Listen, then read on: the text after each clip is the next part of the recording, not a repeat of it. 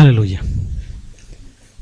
Bendecimos a todos los hermanos, a las hermanas, a los pequeños, a los que nos están visitando a través de la señal en internet también, que están conectados y que de alguna u otra manera también están atentos al compartir que vamos teniendo acá en la localidad de Talcahuano, los hermanos en Penco, hay hermanos que ya están conectándose a través de la señal y están escuchando estos mensajes, así que Dios permita que a todos nosotros se nos caiga el velo del razonamiento, el velo del entendimiento, que caigan las escamas de nuestros ojos y podamos ver mucho más allá de lo que hemos visto hasta este día a través de las Escrituras. Siempre tiene que ser a través de las Escrituras que su Espíritu Santo nos permita ver con más claridad estas cosas que de pronto son tan difíciles de explicar, va a decir el Espíritu allí en hebreo, pero que en realidad sí están para nuestro entendimiento. Y no el entendimiento intelectual, sino para que mi espíritu lo entienda y camine en pos de lo que la Escritura dice. Porque si vamos a alimentar el intelecto, vamos a caminar con arrogancia, vamos a caminar sobre otros que no tienen el mismo conocimiento que tengo yo intelectualmente, y voy a criticar la obra de mi hermano, voy a criticar la madurez de mi hermano, voy a criticar el crecimiento de mi hermano, porque mi crecimiento fue solo intelectual.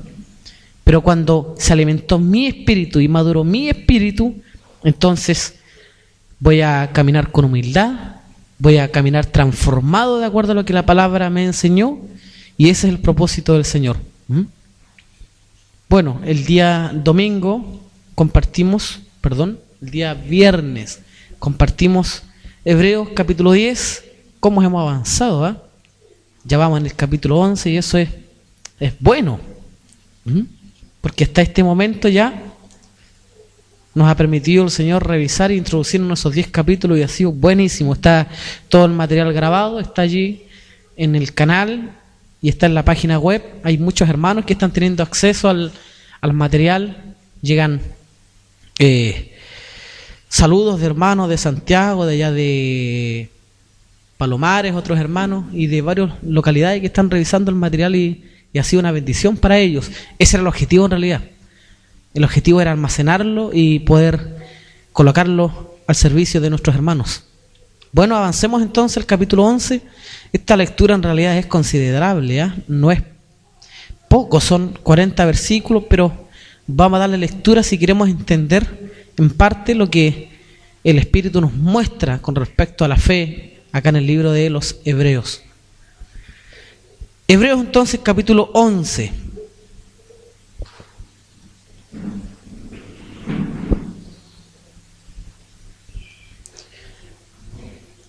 Le vamos a dar lectura desde el verso 1 en el precioso nombre de nuestro Señor Jesucristo y leemos tal cual como está escrito. Es pues la fe, la certeza de lo que se espera, la convicción de lo que no se ve, porque por ella alcanzaron buen testimonio los antiguos. Por la fe entendemos haber sido constituido el universo por la palabra de Dios, de modo que lo que se ve fue hecho por lo que no se veía. Por la fe Abel ofreció a Dios más excelente sacrificio que Caín, por lo cual alcanzó testimonio de que era justo, dando Dios testimonio de sus ofrendas, y muerto aún habla por ella.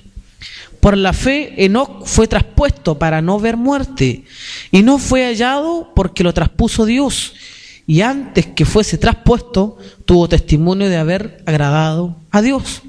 Pero sin fe es imposible agradar a Dios, porque es necesario que el que se acerca a Dios crea que le hay, y que es galardonador de los que le buscan.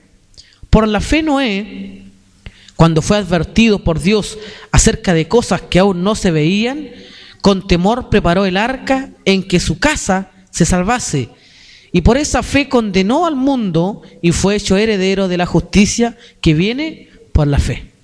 Por la fe Abraham, siendo llamado, obedeció para salir al lugar que se había de recibir como herencia, y salió sin saber a dónde iba. Por la fe habitó como extranjero en la tierra prometida, como en tierra ajena, morando en tiendas con Isaac y Jacob, coherederos de la misma promesa, porque esperaban la ciudad que tiene fundamentos, cuyo arquitecto y constructor es Dios. Por la fe también la misma Sara, siendo estéril, recibió fuerza para concebir y dio a luz aún fuera del tiempo de la edad, porque creyó que era fiel quien lo había prometido. Por lo cual también de uno, y ese ya casi muerto, hablamos de Abraham, salieron como las estrellas del cielo en multitud, y como la arena innumerable que está a la orilla del mar.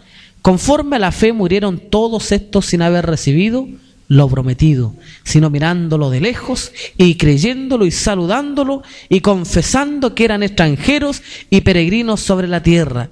Porque lo que esto dicen claramente dan a entender que buscan una patria. Pues si hubiesen estado pensando en aquella de donde salieron, ciertamente tenían tiempo de volver, pero anhelaban una mejor. Esto es celestial, por lo cual Dios no se avergüenza de llamarse Dios de ellos, porque les ha preparado una ciudad. Por la fe Abraham, cuando fue probado, ofreció a Isaac, y el que había recibido las promesas ofrecía su unigénito, habiéndosele dicho: en Isaac te será llamada descendencia, pensando que Dios es poderoso para levantar aún de entre los muertos, de donde, en sentido figurado, también le volvió a recibir. Por la fe bendijo Isaac a Jacob y a Esaú respecto a cosas venideras. Por la fe Jacob, al morir, bendijo a cada uno de los hijos de José y adoró apoyado sobre el extremo de su bordón. Por la fe José, al morir, mencionó la salida de los hijos de Israel y dio mandamiento acerca de sus huesos. Por la fe Moisés, cuando nació, fue escondido por sus padres por 3 meses, porque le vieron niño hermoso y no temieron el decreto del rey. Por la fe Moisés, hecho ya grande, rehusó llamarse hijo de la hija de Faraón, escogiendo antes ser maltratado con el pueblo de Dios que gozar de los deleites temporales del pecado, teniendo por mayores riquezas el vituperio de Cristo que los tesoros de los egipcios, porque tenía puesta la mirada en el galardón. Por la fe dejó a Egipto, no temiendo a la ira del rey, porque se sostuvo como viendo al invisible. Gloria a Dios. Por la fe celebró la Pascua y la aspersión de la sangre, para que el que destruía a los primogénitos no los tocase a ellos. Por la fe pasaron el mar Rojo como por tierra seca, e intentando los egipcios hacer lo mismo, fueron ahogados. Por la fe cayeron los muros de Jericó después de rodearlos 7 días. Por la fe Rahab, la ramera, no pereció juntamente con los desobedientes, habiendo recibido a los espías en paz. ¿Y qué más digo? Porque el tiempo me faltaría contando de Gedeón, de Barak, de Sansón, de Jefté, de David, así como de Samuel y de los profetas, que por fe conquistaron reinos, hicieron justicia, alcanzaron promesas, taparon bocas de leones, apagaron fuegos impetuosos, evitaron filo de espada, sacaron fuerzas de debilidad, se hicieron fuertes en batalla, pusieron en fuga ejércitos extranjeros. Las mujeres recibieron sus muertos mediante resurrección, mas otros fueron atormentados, no aceptando el rescate, a fin de obedecer mejor resurrección.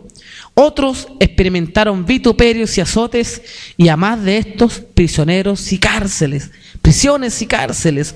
Fueron apedreados, aserrados, puestos a prueba, muertos a filo de espada. Anduvieron de acá para allá, cubiertos de pieles de ovejas y de cabras, pobres, angustiados, maltratados, de los cuales el mundo no era digno, errando por los desiertos, por los montes, por las cuevas y por las cavernas de la tierra. Y todos estos, aunque alcanzaron buen testimonio mediante la fe, no recibieron lo prometido, proveyendo Dios alguna cosa mejor para nosotros, para que no fuesen ellos perfeccionados aparte de nosotros. Gloria a Dios.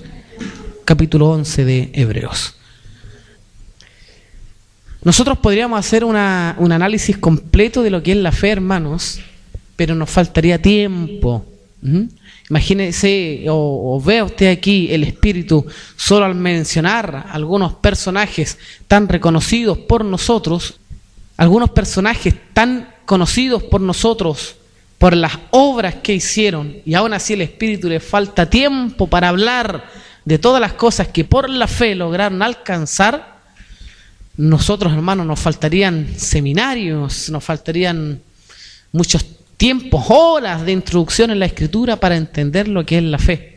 Claro, teológicamente podríamos definirla como la certeza de aquello que se espera o la convicción de lo que no se ve.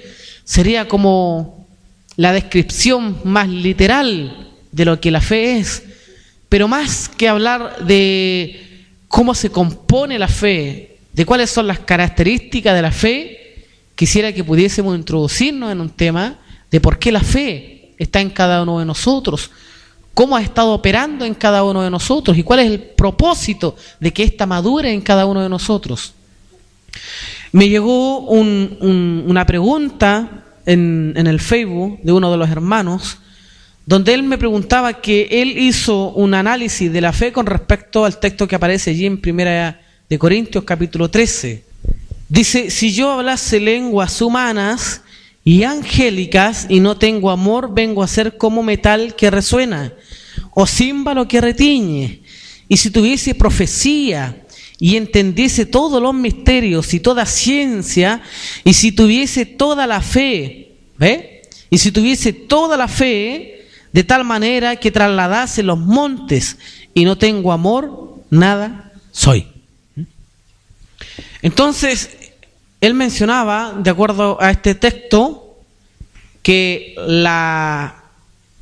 el amor es sustentado por dos pilares fundamentales, que es la paciencia y la bondad, de acuerdo a lo que va a decir más adelante. A lo que yo le respondí, le dije que en realidad, a la luz de las Escrituras, según lo muestra nuestro hermano Pablo en el libro de Gálatas, la fe es parte del fruto del Espíritu.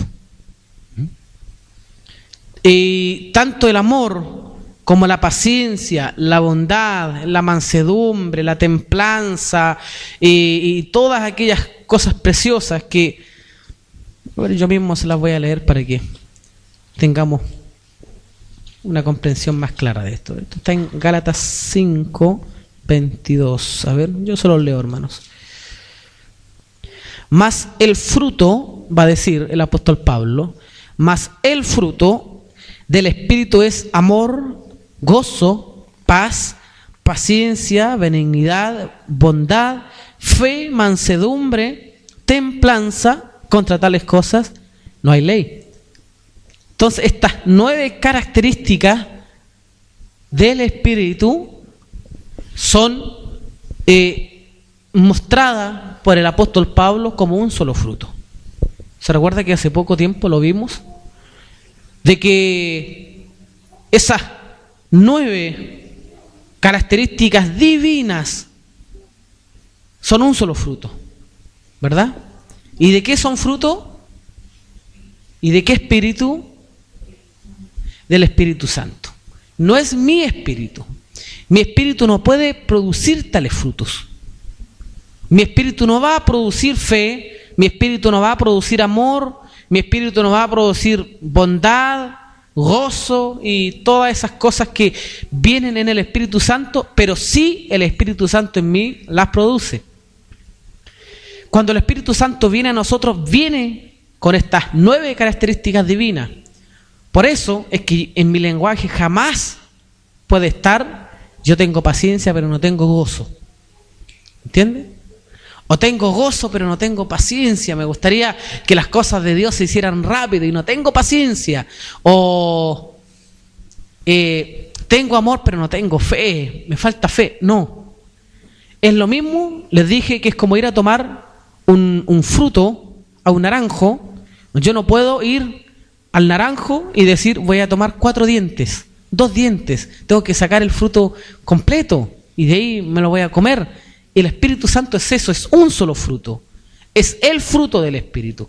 No dijo son los frutos del Espíritu. Es un solo fruto.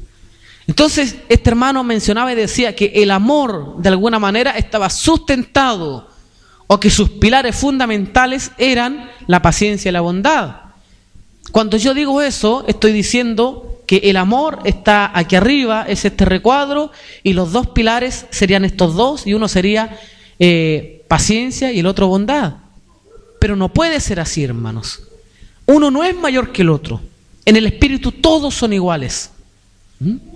Por eso es que recibimos un llamado del Espíritu a que examinemos bien cuáles son los frutos que verdaderamente el Señor nos ha permitido producir.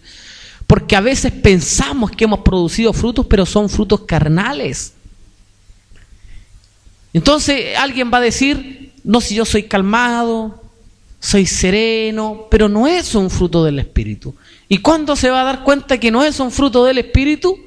Que verdaderamente no era una paciencia provocada por el fruto del Espíritu.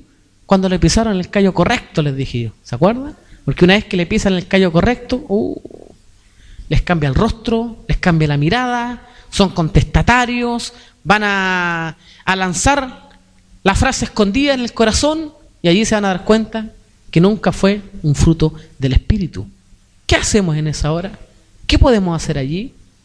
Cuando hemos descubierto que hemos producido frutos carnales, cuando nos hemos dado cuenta de que hemos producido frutos humanamente.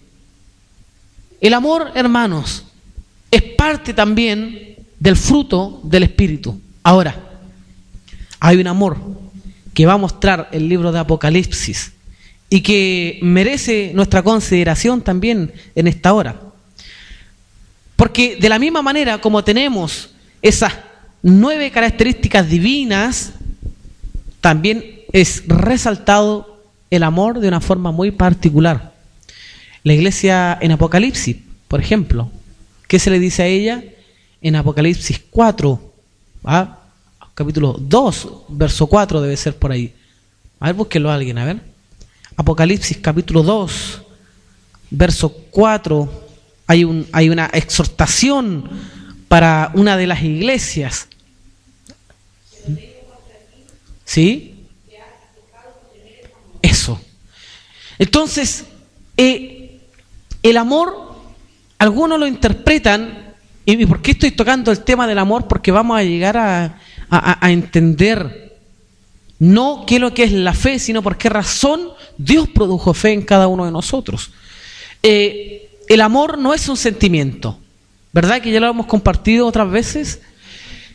El amor es una obra.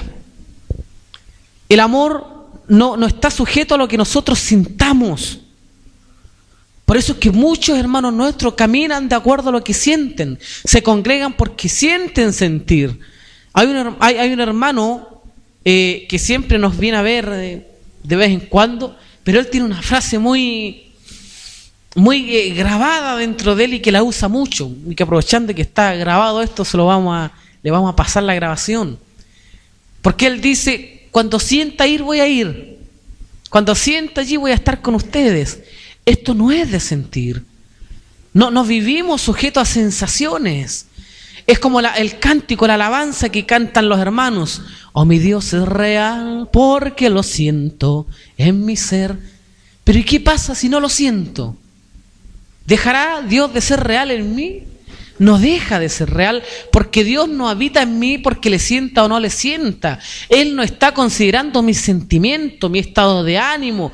Somos criaturas tan paradojales, hermanos, que pensamos que porque no sentimos a Dios, Dios no está presente con nosotros.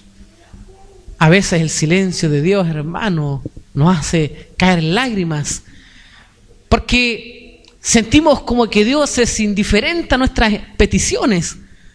Sentimos y llegamos a pensar que Dios está siendo indiferente a mis necesidades. Y porque guardó silencio y nuestras emociones cambian de acuerdo a lo que vamos viviendo, pero Dios sigue siendo real y sigue estando allí y tiene el control de todas las cosas. Eso lo compartimos hace poco tiempo atrás. Dios tiene el control completo, Él tiene un control supremo. Nada escapa al control de Dios. ¿Sabe usted que yo no quisiera empujarlos al error con lo que les voy a decir? Y Dios me libre de esto. Pero sépalo usted que aún sus errores que usted comete, Dios los permite en algún momento. Dios los permite, porque de allí vamos a aprender alguna lección también. Entonces nosotros también nos volvemos criticadores de nuestra inmadurez. Es verdad, cometemos tantos errores, hermano, por la inmadurez. Somos tan rápidos y apresurados en hacer algunas cosas. Y la pregunta es, ¿por qué Dios no me frenaste? ¿Por qué no me detuviste cuando yo tenía que ser detenido allí? Me viste con las manos en la masa y no me dijiste nada. Y es que Dios sabe que de allí también seremos perfeccionados. Dios permite, hay una voluntad permisiva. ¿Ve? Entonces, ¿y por qué no paraste al diablo cuando se te reveló? Dios permitió. Y fue una voluntad permisiva. ¿Sabe por qué? Porque el propósito de Dios es que el hombre llegara por amor. Por amor. Y la única forma en que el hombre conociera el amor es que conociera que Dios le amó primero. ¿Y cómo iba a conocer Dios o el hombre el amor de Dios si no tuviese una victoria frente al pecado? Jamás habríamos conocido el amor de Dios si hubiésemos estado allí en el Edén, todos comiendo fruta y, como lo muestran las revistas de los testigos de Jehová, habríamos estado con un canastito de fruta y todos viviendo happy, felices. Jamás habríamos conocido el amor de Dios, el amor perdonador, su gracia, hermanos. Y Dios permitió, dijo, bueno, este se reveló en su corazón, él piensa que puede alcanzar mi trono, vamos a dejarlo. Pero al final él ya lo tenía todo solucionado. Había un cordero como inmolado, destinado desde antes de la fundación del mundo, va a decir el apóstol Pedro. Sí, en el fondo, Dios tiene el control de todas las cosas, hermano. De nuestras pruebas, de nuestros errores, de nuestra osadía, de nuestra imprudencia. Y lo bueno de esto es que Él nunca pierde. Si Él permite es porque, bueno, dentro de sus propósitos Él también saldrá victorioso. Bueno, el amor, hermanos, no es un sentimiento. Y Dios no nos ama por causa de lo que nosotros sentimos, ni nosotros le amamos por causa de lo que sentimos. ¿Ya? Y si le va a decir a la iglesia en Apocalipsis que Dios tiene una cosa contra esa iglesia, que ha dejado tu primer amor. ¿Qué se le estará demandando a la iglesia allí en Apocalipsis? ¿Se le estará demandando que no deje de sentir? ¿Se le estará demandando que no deje de sentir esos sentimientos? ¿Tendrá que ver con afectividad? ¿Tendrá que ver con sensaciones? ¿O se le estará diciendo que dejó de lado algo que debiera tener la preeminencia, algo importante? ¿Qué habrá sido lo que la iglesia dejó de lado? ¿A qué hará referencia ese amor? ¿Sabe por qué le digo? Porque también podemos alucir y decir, fue Cristo, ¿verdad? Ese amor es Cristo, amén. Lo hemos compartido muchas veces. Cristo tiene la preeminencia sobre todas las cosas. Cristo es el que está en nuestro primer lugar. Pero si yo tomo esa escritura y la comparo con lo que va a decir el apóstol Pablo cuando dice, nada nos podrá separar del amor de Cristo. ¿Lo ve? ¿Lo recuerda usted esa escritura? ¿Dónde está esa escritura? A ver. Romanos 9, 8, por ahí, a ver. Romanos 8, 35. ¿Quién nos separará del amor de Cristo? ¿Tribulación o angustia o persecución o hambre o desnudez o peligro o espada? Verso 37. Antes, En todas estas cosas somos más que vencedores por medio de aquel que nos amó, por lo cual estoy seguro de que ni la muerte, ni la vida, ni ángeles, ni principados, ni potestades, ni lo presente, ni lo porvenir, ni lo alto, ni lo profundo, ni ninguna otra cosa creada, podríamos añadir, ni nuestros sentimientos, ni nuestro estado de ánimo, ni nuestro amor que nosotros declaramos sentir, nos podrá separar del amor de Dios que es en Cristo Jesús, Señor nuestro. Pero sin embargo, se le está diciendo a la iglesia en la Odisea que ha dejado su primer amor. Entonces el amor no tiene que ver con sentimientos.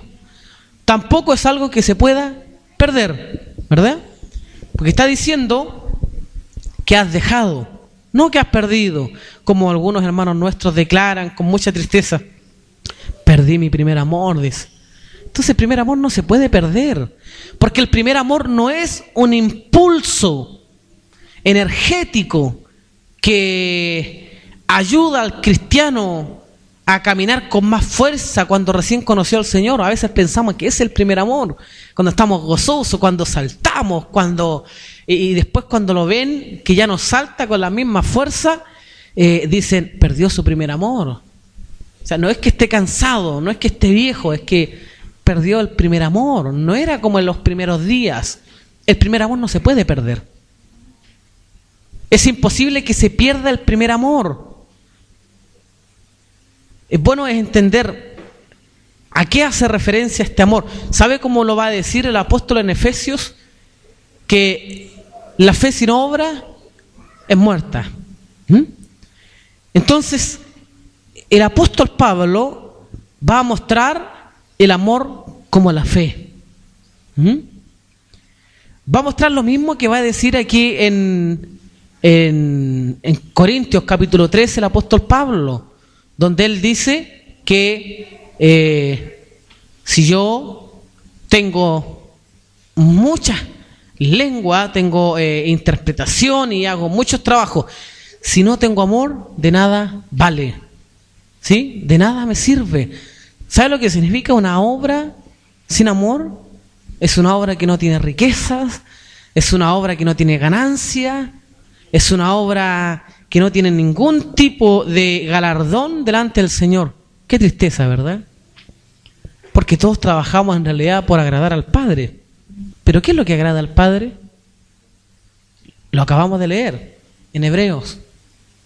Es la fe lo que agrada al Padre. No hay ninguna otra cosa que agrada al Padre sino la fe. Hermanos, no hay ninguna obra nuestra que pueda agradar a Dios. Cuando se le dice a la iglesia en la Odisea, has dejado una cosa, has dejado de agradar al Padre. Has dejado esa fe del principio, ese amor del principio que es la fe misma, es ese espíritu de fe. Has dejado de agradar al Padre, te preocupaste de hermosearte, te preocupaste de ser reconocido, y llega a decir que en nada, no tenían necesidad de nada. La iglesia llega a tener una voz en sí misma. Hemos enriquecido, no tenemos necesidad de nada, en todo hemos sido prosperados. Valoro las obras que has hecho, que has trabajado arduamente, pero tengo una cosa contra ti, que todas tus obras fueron sin amor, que todo el trabajo que tú hiciste, lo hiciste sin amor, sin fe. El amor es la fe es el amor, y los dos, ambos que son uno solo, se expresan en la obra más grande que un hombre puede hacer. ¿Cuál es esa obra? Creer en el Hijo de Dios. No hay ninguna otra obra que nosotros, hermanos, vamos a poder hacer mientras estemos en esta esfera terrestre que agradar al Padre por medio de nuestra fe. Uno se pregunta de pronto, ¿por qué razón me acontecen cosas? ¿Por qué razón nos vemos expuestos a situaciones extremas? ¿Y sabe cuál es el lenguaje de nosotros? Dios me está probando. ¿Lo ha escuchado? Eso es algo muy egocéntrico. Escuche bien. Cuando decimos Dios me está probando, es mirarme a mí mismo. ¿Y sabe lo que vamos a hacer? Nos vamos a parar en medio de la hermandad. y vamos a exponer que estamos pasando por una crisis y le vamos a decir a los hermanos, hermanos, oren por mí, porque estoy pasando por una prueba, estoy siendo probado. Les vamos a decir y vamos a pedir, oren por mí. Hermanos, tú no eres probado. Los hombres no son probados. Lo único que es probado en nuestra vida es la fe. Es la fe la que debe ser probada.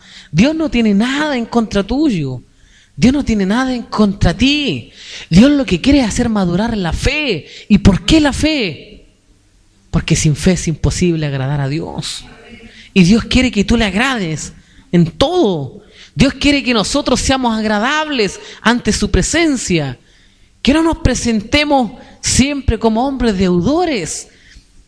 Que no nos acerquemos al Señor siempre pidiendo disculpas, aunque Él es tan misericordioso para perdonar nuestras faltas. Pero el deseo de Dios, ¿cómo se sienten ustedes cuando el Hijo hace algo agradable para ustedes? ¿Cómo se sienten? Qué alegría, el Hijo busca poder agradar. Y a veces no lo hace bien. A veces el Hijo no lo hace correctamente. ¿Y sabe por qué no lo hace correctamente? Porque no tiene la misma edad que usted. ¿Entiende, no? ¿Sí? A veces los pequeños quieren agradar al Padre, pero pasajeramente, no siempre. Porque ellos son más mirados a mirarse ellos mismos. Observen, si tenemos la misma conducta que los niños. El niño quiere agradar al Padre. Y a veces va a cometer errores que... ¿Sabe lo que hice? Un día estábamos en la casa... Yo no sé si fue en la casa del hermano Daniel o fue en la casa de otro hermano. No me puedo recordar en qué casa fue. Pero el hermano tuvo una reacción. No. Fueron unos hermanos acá en Centinela 2 cuando estaban todavía parados los edificios. Y ese hermano, el chiquito era como Benjamín podría haber sido. Derramó un vaso de Milo en la mesa. El papá lo paró de los pelos y lo llevó para el baño. Y el escenario fue triste en realidad. Volvió, se sentó y seguimos compartiendo. La esposa secó allí y de pronto pidió un vaso de agua a él y sin querer también lo dio vuelta en la mesa. Y ahí lo agarré de los pelos yo. Y le dije, ¿sabes por qué tu hijo dio vuelta al vaso? Porque no tiene el mismo equilibrio que tú tienes. Él es más torpe, le dije yo. Es un chiquito, no lo puedes castigar porque dio vuelta un vaso. Él no tiene la misma capacidad motriz que tú. Él no tiene las mismas reacciones. Él no tiene los mismos reflejos que tienes tú. Y aún así tú fuiste torpe y a ti nadie te castigó. ¿Y sabes lo que pasa con nosotros? Que nosotros somos torpes en muchas cosas. Nosotros cometemos errores y Dios comprende bien que es parte de nuestra inmadurez. Si nos tirara los pelos del Señor cada vez que nosotros cometemos errores, ya no nos quedaría cabellera. Y somos torpes en muchas cosas. Y es por eso que lo que tiene que ser probado no somos nosotros, es nuestra fe. Y por eso es que el apóstol Pablo va a decir que nuestra fe, mucho más hermosa que el oro, no nosotros. Este cuerpo de barro, ¿usted cree que Dios le dice hermoso a usted? Vamos, hermanos, seamos realistas también. Dios no mira una hermosura física. Dios no mira una hermosura natural. Dios mira la hermosura de la creación que Él hizo dentro de este estuche de carne. ¿Lo entiende usted? Porque qué belleza tendría esta carne. Aunque algunos la van a encontrar, pero lo más lindo que hay. Se van a parar frente al espejo y van a decir, me hiciste bonito, Señor. Me hiciste bonita. No. La hermosura tiene que ver con la obra que Él hizo en nosotros. Y cuando Él mira la obra, mira la fe. ¿Se acuerda que un día les dije que antes de que nosotros conociéramos al Señor no podíamos producir fe? Si hubiésemos producido fe ya habríamos estado antes. Pero Él tuvo que soplar espíritu de fe en nosotros. Y eso es lo que agrada a Dios, eso es lo hermoso para Dios. Esta es la victoria que vence al mundo, va a decir la Escritura. Nuestra fe, ni siquiera es usted. Usted nunca va a poder vencer al mundo. De paso le digo, no anden ni pretendan vencer al mundo ustedes con su fuerza. Por eso es que el pastor Ernesto Silva dice, yo ya me cansé de tratar de conquistar el mundo y ganarme a esto, porque en realidad al mundo usted no lo va a vencer nunca. Es nuestra fe la que vence al mundo. Y nuestra fe tiene que hacer una obra en nosotros. Esa fe tiene que provocar en nosotros una confianza, una seguridad. Porque de la misma manera como estos hermanos nuestros conquistaron imperios, conquistaron reinos, de la misma manera como estos hermanos fueron capaces de esperar con tanta paciencia la promesa de Dios. ¿Por qué? Porque sabían que era fiel el que había prometido. Otros nunca edificaron casas, sino que vivieron como errantes, como extranjeros, aún en su propia tierra. ¿Y por qué? Por la fe. Otros fueron capaces de vencer el miedo, lo compartimos el día viernes. Los padres de Moisés. El miedo, cuando sopla en el corazón del hombre, es un enemigo terrible, hermanos, hermanas. Es un enemigo terrible. Eso es lo que produce el miedo. Yo no sé si el día viernes les compartí la historia de ese hombre que salió a buscar a Dios, ¿no? Había un hombre que en su corazón se dispuso a salir a buscar a Dios. Y preparó su maleta, hizo todo lo que alguien podría hacer, dejó todo listo, todos sus compromisos con el mundo y sus tesoros más valiosos los echó dentro de una maleta y partió a buscar a Dios. Y llegó a un lugar donde le dijeron que allí podía encontrar a Dios.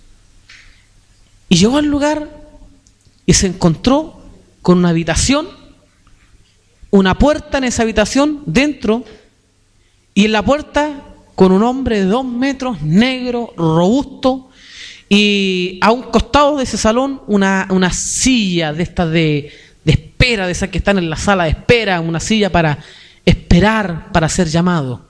Entonces llegó el hombre con su maleta, se acercó al guardia o al vigilante que estaba en esa puerta y le dice, he dejado todos mis bienes, he dejado mi familia, he dejado todo lo que amo detrás porque he venido a buscar a Dios.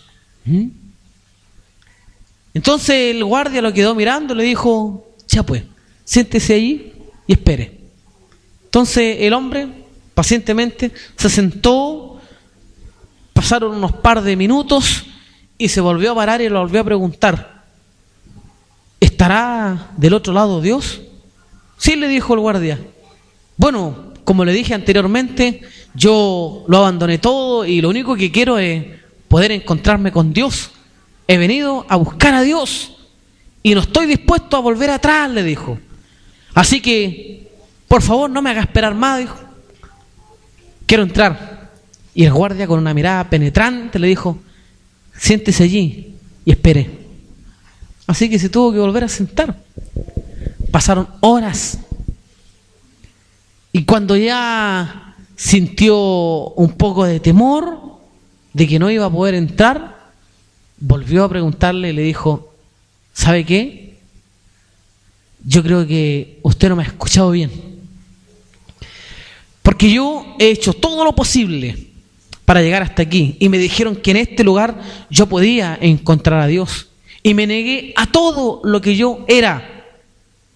¿Y usted ahora no me deja entrar? ¿Usted lo cree bueno eso? ¿Usted cree que eso es bueno para mí? Entonces el guardia lo quedó mirando otra vez y le dijo, siéntate y espera. Y así pasaron años, hermano. Años. Y de tiempo en tiempo le volví a preguntar lo mismo. La historia es larga, va a decir el creador de la parábola. La historia es larga. Vuelve a preguntarle una vez más, ¿por qué no me dejas entrar? Me llevas tiempo haciendo esperar en este lugar y todavía no me dejas entrar. Lo único que quiero es encontrarme con Dios. Y el guardia le dijo, mira, yo te voy a decir algo. Si tú lograras pasar por esta puerta, después de esta puerta hay otra. Y en esa puerta hay otro guardia, más grande que yo, más negro que yo, y con una cara más violenta que la mía. Si tú llegaras a pasar por esa segunda puerta, hay una tercera puerta con un tipo mucho más grande, mucho más robusto y mucho más terrible. Y si logras pasar esa tercera puerta, te encuentras con Dios. Así que, si no puedes hacer esas tres cosas, mejor siéntate y espera. Así que se fue a sentar. Pasaron años, hermanos, toda una vida. Y cuando el hombre estaba a punto de morir, a punto ya de morir, años esperando la oportunidad, años esperando que se le dejara entrar, habiéndose ya resignado a que nunca iba a poder entrar, se acercó al guardia y le dijo: te quiero hacer 2 preguntas antes de morirme. Y la gran pregunta que tenía que haber hecho al principio, recién se le ocurrió la pregunta inteligente. La pregunta que debía haber hecho cuando llegó, la hizo al final, en los últimos minutos de su vida. 2 cosas le dijo: ¿dónde está toda la gente que, como yo, vino a buscar al Señor? Y lo otro, ¿por qué nunca me dejaste entrar? Buenas las preguntas, ¿cierto? Porque siempre estuvo solo. ¿Dónde está toda la gente? ¿Dónde están todos los que, como yo, querían entrar y encontrarse con Dios? ¿Y por qué a mí nunca me dejaste entrar? ¿Sabe lo que le responde el guardia? Toda la gente que, como tú, vinieron y antes que tú, buscando a Dios, están al otro lado, están con Dios. ¿Y yo por qué no entré? Porque no quisiste entrar. Lo único que tenías que hacer era entrar. Nada. ¿Sabe cómo se llamaba ese guardia? Miedo. Ese guardia que estaba allí de 2 metros, que siempre le decía siéntate y espera, era el miedo. Y el hombre lo único que tenía que hacer era abrir la puerta y cruzar. Y a lo mejor se iba a encontrar con otra prueba más grande, pero lo único que tenía que hacer era abrir la puerta y entrar. Y una tercera puerta, un miedo más terrible, y lo único que tenía que hacer era abrir la puerta, entrar y encontrarse con Dios. El miedo, hermano, nos va a hablar. El miedo nos va a decir, te vas a morir de hambre. El miedo nos va a decir, no vas a tener trabajo. El miedo nos va a decir, vas a ser empobrecido. Tus hijos no van a ser profesionales, no van a ser ingenieros. Y lo único que nosotros teníamos que hacer era entrar, creerle a Dios. Ese es el propósito por el cual la fe fue depositada en nuestros corazones. Para que traspasemos aquellas puertas que no fueron puestas para obstaculizarnos, sino para que entremos, penetremos, ahondemos hacia las riquezas de Dios. Hermanos, no podíamos producir nosotros fe. Y por causa de que no podíamos producir fe, Dios predestinó fe para nosotros. ¿Sabe por qué? Porque te vio en la eternidad que algún día ibas a ser obediente a la fe. Porque no todos son obedientes a la fe, hermanos. Y aquí es donde quisiera poder detenerme un momento. De que hay hombres que reciben el mensaje, hay hombres que se les habla de Cristo, pero no pudieron ser obedientes a la fe. Hay algunos que buscan a Dios en estudios teológicos, hay algunos que buscan a Dios a través de los libros, otros buscarán a Dios en grandes seminarios y no pueden ser obedientes a la fe. Y sin embargo, tú, yo, hombres sin conocimiento, hombres que no tenemos ningún intelecto crecido, hemos sido obedientes a su fe. ¿Sabe por qué? Porque Dios nos predestinó para esta fe. ¿Y sabe por qué te predestinó para esta fe? Porque querías que tú le fueses agradable. ¿En qué te puedo agradar yo, Señor? ¿Qué frutos tengo yo para darte? Tu fe. Solo con tu fe le agradas a Dios. Estás pasando por problemas difíciles, de pronto el alma se vuelve nuestro enemigo. ¿Se recuerdan que lo vimos? ¿En qué momento, Señor, veo a mi esposa transformada? ¿En qué momento veo a mi esposo transformado? ¿En qué momento veo madurez en mis hijos? ¿Cuándo, Señor, vamos a ver abundancia de todo? Es la fe, hermano.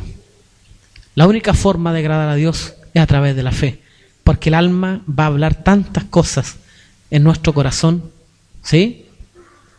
¿Cómo habla el alma de pronto? ¿Dónde está tu Dios? ¿No dice así? ¿Dónde está tu Dios? Dice el alma. Nuestra propia alma. Nuestra propia alma. ¿Dónde está tu Dios? Y no eres una princesa ¿Y que el Señor nos ha declarado eso a nosotros? ¿O no? Una hija de un rey, ¿qué es lo que es? Pero el alma habla. ¿Y no eres una princesa tú? ¿Y cómo una princesa puede estar viviendo así? ¿O cometes un error? ¿Y cómo una princesa esclavizada en cosas erróneas? El alma se convierte en nuestro enemigo. Mira las cosas que estás pensando. El alma nos habla así. ¿Dónde está tu Dios? ¿Dónde está tu sustentador? Y allí es donde hay que batallar contra el alma, ¿verdad? Y hablar como el salmista. ¿Por qué te abates, alma mía, dentro de mí? Espera en Dios, porque aún he de alabarle. La alabanza tiene que ver con la fe. Hermanos, esperemos con paciencia. Dios colocó una fe en nosotros y por causa de esa fe, Él nos vendrá a buscar. No esperen grandes riquezas en estos lugares, hermanos. No esperen que se van a volver hombres millonarios. ¿Sabe qué? Prefiero comerme un pan pelado, pero con el Señor, que comerme todos los manjares en una vida de pecado. Una vez que he conocido y he palpado la gracia, una vez que he disfrutado a mi Cristo, una vez que le he conocido, una vez que he sido libertado del pecado, prefiero la escasez, prefiero la pobreza, que vivir enriquecidamente pero perdido, sabiendo que no voy a volver a verle. Qué terrible, hermano. Que me quiten todo, pero que no me quiten la gracia. Si me quitan la gracia, me quedo vacío. ¿Sabe lo que significa que a un hombre le quiten la gracia? Que por más que un hombre busque a Dios, nunca lo va a encontrar. Nunca. No importa cuántos ayunos haga, no importa cuántas oraciones haga, no importa cuántas cadenas de oración, no importa toda la búsqueda que tenga, todas las alabanzas que cante, si la gracia no está en él, nunca podrá hallar a Dios. Que nos quiten todo, pero que no nos quiten la gracia. Un día le decía al Señor: Señor, yo sé que tu propósito es llenarme de dones. Me acuerdo que un día les compartí una oración que tuve allá, quebrantado en el campo, solo. Le decía al Señor: yo sé que tú tienes tantas cosas para darme, Señor.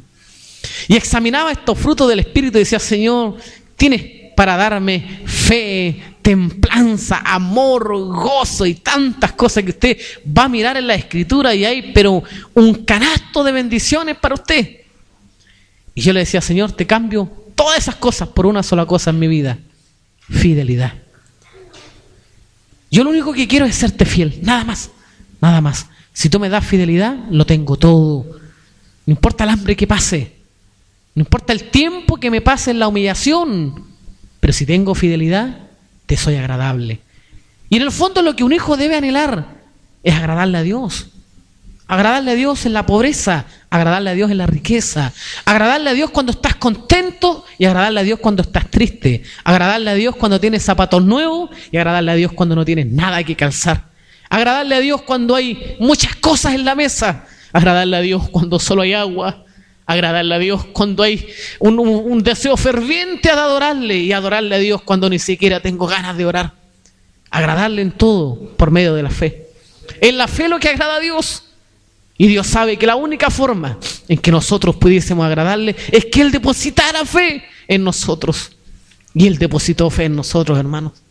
Una fe predestinada desde antes de la fundación del mundo. ¿Sabe qué? Él nos dejó que los patriarcas fueran perfeccionados hasta que nosotros fuésemos perfeccionados. Él nos dejó que Abraham y Moisés fuesen perfeccionados hasta que tú y yo seamos perfeccionados por medio de la fe. Porque Él quiere que todos les agrademos. Gloria a Dios. Gloria a Dios. Hermanos, Dios no está dispuesto a dejar que ninguno de nosotros perezca. ¿Sí? Aunque la necesidad a veces amenace, no va a ser la necesidad la que nos destruya. ¿Escuchó bien? Que eso te dé confianza. Que no va a ser la necesidad quien destruya al Hijo de Dios. El único que puede destruir a un hijo es Dios mismo. Pero yo sé que no es el propósito de Dios destruirnos. El propósito de Dios es sentarnos en su trono. Amén. Hermano, por la fe alcanzaron buen testimonio los antiguos. Dios tiene el mismo propósito con nosotros. Que alcancemos buen testimonio. No delante de los hombres, aunque también es bueno, pero delante de Dios. ¿Sabe cuál va a ser ese testimonio? Que algún día llegaremos a su presencia. ¿Y sabe lo que Él dirá? Venid, bendito de mi Padre. En lo poco fuiste fiel. No te di riquezas, no te di un palacio, no te di cosas que para este mundo son tan necesarias. Lo único que te di fue fe, pero al darte fe te lo di todo. Así que pasa, las moradas son tuyas. Gloria a Dios por eso. Anhelo ese día, hermanos.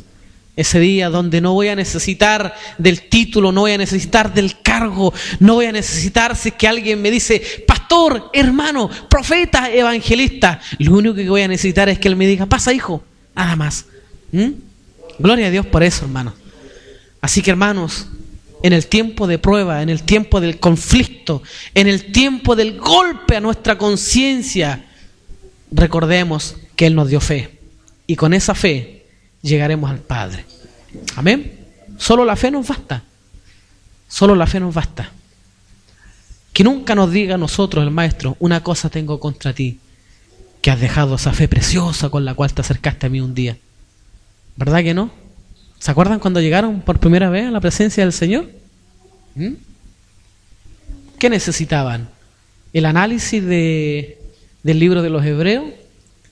Necesitaban saber que el justo por su fe viviría y comenzaríamos a hacer un tremendo análisis de lo que es la fe. Llegaron con una necesidad. Y esa necesidad era ser libre del pecado. Y por causa de la fe depositada en nosotros fuimos libres del pecado. Si Dios tuvo cuidado de nosotros cuando éramos inmundos, escuchen bien esto, que en el tiempo cuando menos merecíamos atención, que es cuando estábamos sucios, inmundos en la calle, destruidos, donde no éramos confianza para nadie. ¿Quién podría confiar en nosotros? Nadie. ¿Sabe por qué? Porque no éramos agradables para nadie. Si en ese tiempo donde éramos inmundicia, Dios tuvo cuidado de nosotros, nos guardó, no nos dejó morir hasta que reconociéramos el nombre de nuestro Señor Jesucristo. Si vivimos en los momentos, estuvimos en la cuerda floja allí, hermanos, donde estuvimos a punto de ser eliminados y cortados. Si Dios fue fiel para sostenernos cuando vivíamos en inmundicia, ¿cuánto más nos lo será ahora que Él nos ha limpiado? Que Él ya ha tratado con nosotros, que Él nos ha hecho creer en Él. Así que abriguemos esa esperanza, hermanos. Amén. Por la fe, hermanos, Dios nos seguirá sosteniendo.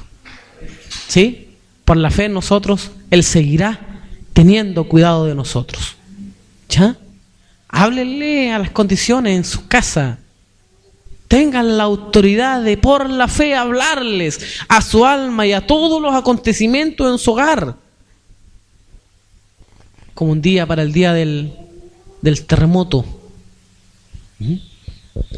donde vi la muerte, y la muerte venía a buscar a mi esposa, a mí y a mis hijos, y una paz, hermano.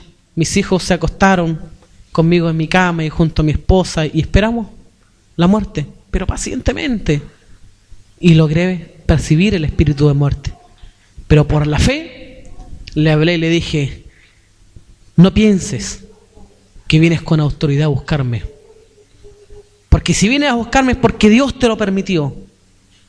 Así que si es de llevarme, llévame con vergüenza, date vuelta a la espalda, porque no eres digno de mirarme la cara, le dije. Estaba mi esposa allí y se fue, y logramos salir por la fe, hermano.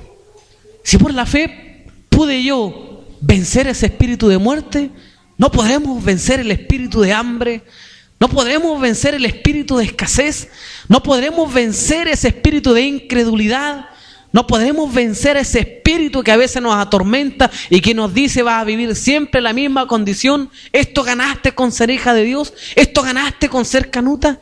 No podremos vencer ese espíritu que nos habla de mala manera a nuestras conciencias y a nuestros corazones. Sí, hermano. El espíritu que todos le temen, la muerte. Ahí está mi esposa, yo no le tuve miedo. Date vuelta a la espalda, le dije yo, porque con vergüenza tienes que venir a buscarme, porque no te pertenezco. Le pertenecemos a otro. Claro que sí. Y aunque todos esos espíritus nos busquen, y yo le decía a la hermana Patricia, mientras estábamos en su casa, algo que les compartí a ustedes hace poquito, que el adversario nos va a buscar, pero no nos va a encontrar, porque aquí nos encontró otro primero. Amén. Así que mientras tengamos esa confianza de que Él nos encontró y que estamos guardados por Él, no importa lo que venga, saldremos de allí. Amén. Amén.